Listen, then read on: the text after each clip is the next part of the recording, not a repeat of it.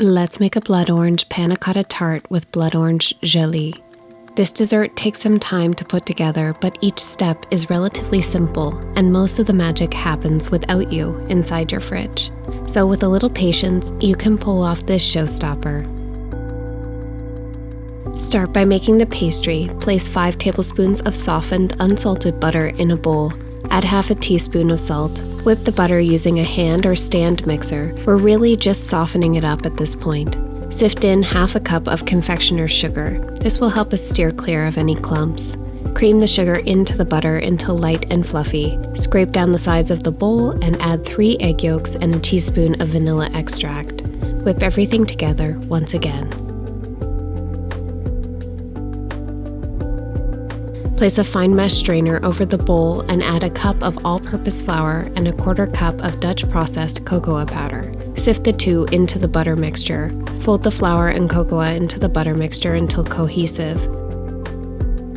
Add a 1/4 cup of Oreo cookie crumbs and fold them in as well.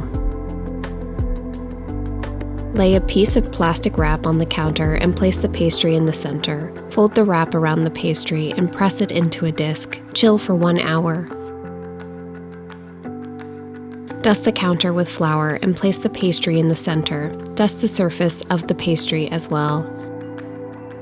Press your rolling pin into the dough in a crosshatch formation. This will relieve tension while the dough expands, so you'll decrease the likelihood of cracks forming. Roll the dough out to a 1/4 inch thickness in a roughly circular shape. Coil the dough around the rolling pin to transfer to a 9-inch tart pan. Unspool the pastry into the tart pan. Tuck the pastry into the pan and trim the edges. Save the scraps for another recipe. Chill the tart shell for 30 minutes. You can preheat the oven to 375 degrees Fahrenheit while it's chilling. Once the pastry is chilled, pierce it all over with a fork. This is called docking. It allows steam to escape. Line the tart shell with parchment paper and pour in some uncooked rice. You can also use dried beans for this.